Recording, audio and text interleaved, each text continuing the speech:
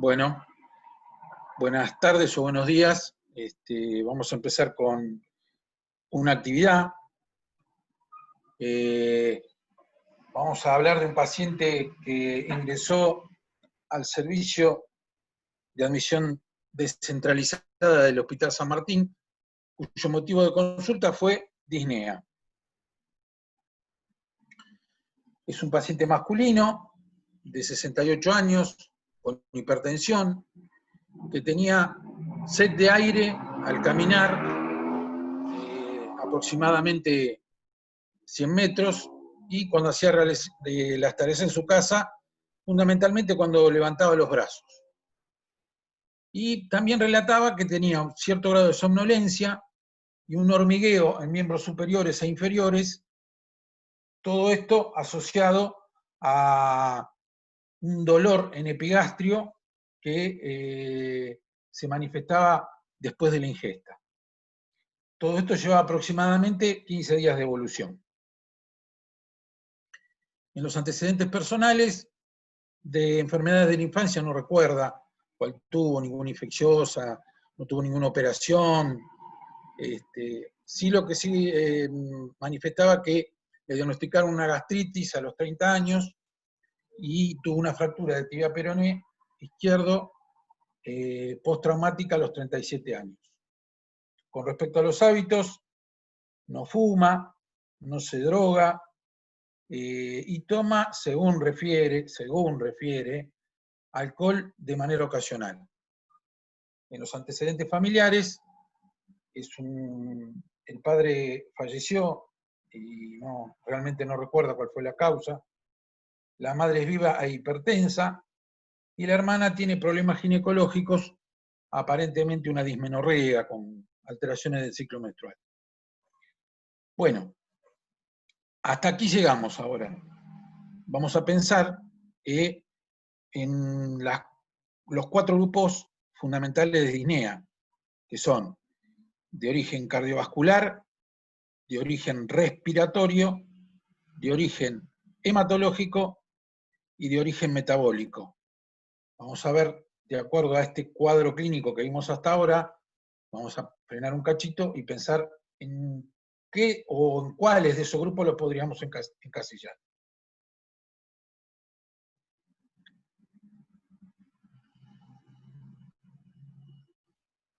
Bien, en el examen físico encontramos unas conjuntivas hipocoloreadas, la palidez de piel y las mucosas, y el relleno del lecho unguial estaba disminuido. Tenía buena entrada de aire en ambos campos pulmonares, se ocultaba un soplo sistólico, eyectivo, aórtico, leve, y presentaba dolor a la palpación superficial y profunda en epigastrio. Los ruidos sidoaéreos estaban presentes, y el examen neurológico, habiéndolo hecho completo, incluso hasta con la batiestesia, la barognosia, dio prácticamente normal, no ningún tipo de alteración. Se le pidieron los estudios de guardia, y ahí nos encontramos en el laboratorio con un hematocrito de un 16%, los recuentos de blancos ligeramente disminuidos, o sea, una ligera leucopenia de 3.800, la glucemia, la urea, la creatinina normal, función renal normal, y las transaminasas ligeramente elevadas. La concentración de protrombina como índice de funcionalidad hepática aceptable. Y un sedimento urinario sin particularidades.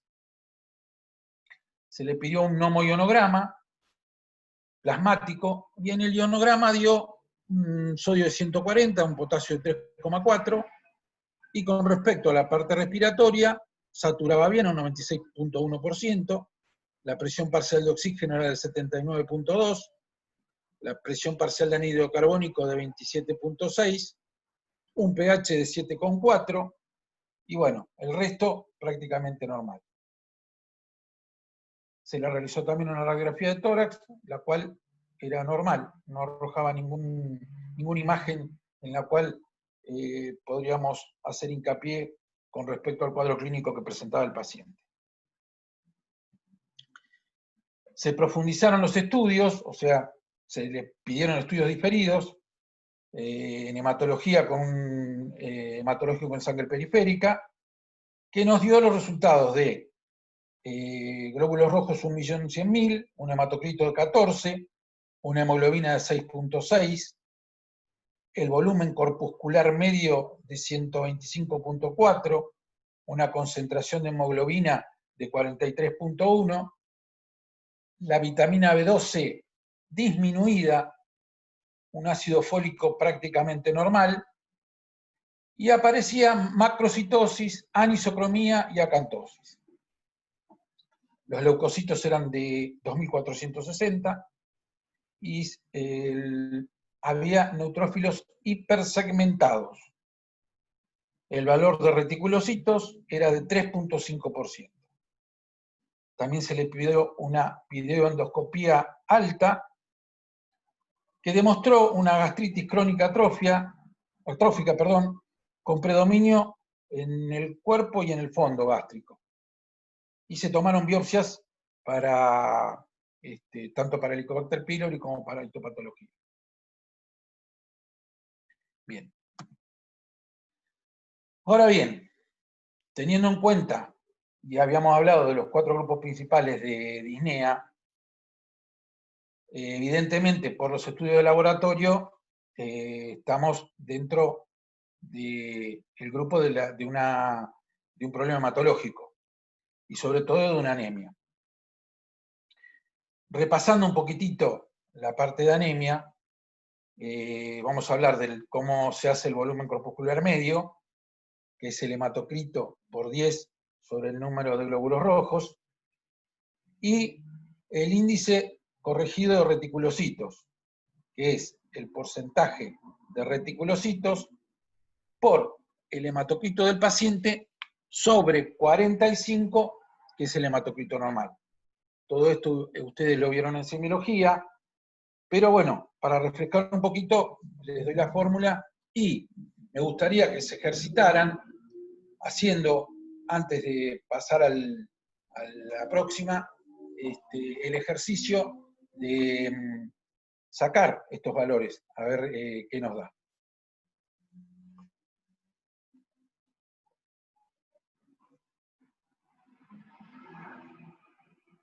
Bien. Cuando hablamos de anemia, tenemos que buscar una clasificación práctica, con un diagrama para orientarnos en los pasos a seguir, tomando en cuenta las 2 fórmulas que dijimos recién, el índice corregido de reticulocitos y el volumen corpuscular medio. De esta manera, vamos a tener, como vemos en la columna de la derecha, anemias con una adecuada respuesta medular, objetivada por una buena respuesta reticulocitaria, que son las regenerativas. Y otras, como las 2 columnas que están a la izquierda, que la médula no responde, serían las arregenerativas. La falta de respuesta medular puede obedecer a que no existan sustratos necesarios para la síntesis de glóbulo rojo o la hemoglobina, como el hierro, folato, cobalamina, o que falten estímulos para la eritropoyesis, como es la eritropoyetina. O una afección en la médula ósea, como puede ser una aplasia, un reemplazo por fibrosis, un reemplazo por células neoplásicas. Bien. Viendo en este esquema, y de acuerdo a lo que nosotros sacamos con respecto a los valores de las 2 fórmulas que vimos recién, nos vamos a dar cuenta que estamos en presencia de una anemia arregenerativa y una anemia por déficit de folato, no, sino de vitamina B12. Se trata entonces de una anemia megaloblástica. Estas anemias habitualmente tienen alterada la síntesis del ADN y causan el 10% de las anemias arregenerativas macrocíticas. Si fuera por el folato, habitualmente están presentes en los vegetales. La carencia es común y aparece rápidamente, si no se ingieren los alimentos ricos en en vegetales. Ahora bien, si se trata de un déficit de la vitamina B12, no se encuentra en los vegetales y es exclusiva del reino animal. Su deficiencia puede aparecer luego de muchos años, en vegetarianos estrictos, en los aclorhídricos, en los gastrotomizados, en carencias inmunológicas de factor intrínseco, como la anemia perniciosa genuina, en algunas resecciones del ilion terminal, como por ejemplo también en enfermedades como la tuberculosis, la ileitis. Los síntomas dependientes de estas anemias crónicas suelen aparecer cuando el hematocrito es menor del 20%. Y los sujetos jóvenes muchas veces toleran hemoglobinas de 3 a 4 gramos por decilitro. Como los cambios megaloblásticos afectan a todas las células epiteliales, también pueden presentar glositis, estomatitis, esterilidad y mala absorción. El déficit de esta cobalamina, además de las alteraciones hematológicas epiteliales, pueden ocasionar una desmielinización de los nervios periféricos, los cordones posteriores y laterales de la médula espinal y la corteza cerebral, con alteraciones psiquiátricas y neurológicas. Las más frecuentes son parestesias, apalestesia, abatiestesia, ataxia, confusión mental y demencia, que en este paciente no se daban. Estas lesiones neurológicas pueden ser irreversibles si no se tratan precozmente y pueden preceder a las alteraciones hematológicas o presentarse aisladamente.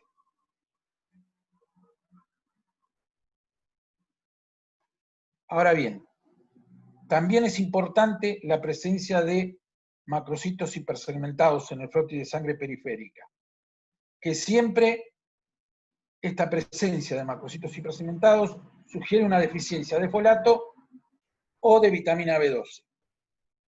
Ahora vamos a ver en la próxima que, viendo otro enfoque del cuadro que vimos anteriormente, donde tenemos el volumen corpuscular medio, lo primero que tenemos que descartar cuando vemos que hay glóbulos rojos grandes es la exposición a algunas drogas. Si descartamos este hecho de que alguna droga lo puede llegar a producir, tenemos que tener en cuenta la forma y si tiene reticulocitos y si realmente se tratan de glóbulos rojos grandes o no. Si tienen reticulocitos, o sea, un índice de reticulocito alto, hay que evaluar el grupo que habíamos visto a la derecha, o sea, si tienen hemólisis o algún sangrado. Si realmente no se ven los macrocitos en un frotis periférico, tenemos que evaluar un error de laboratorio. Ahora bien, viendo la forma, tenemos que tener en cuenta que si estos macrocitos, estos glóbulos rojos, son redondos, más que pensar en una anemia megaloblástica, tenemos que pensar o evaluar en sí la función hepática y la función tiroidea.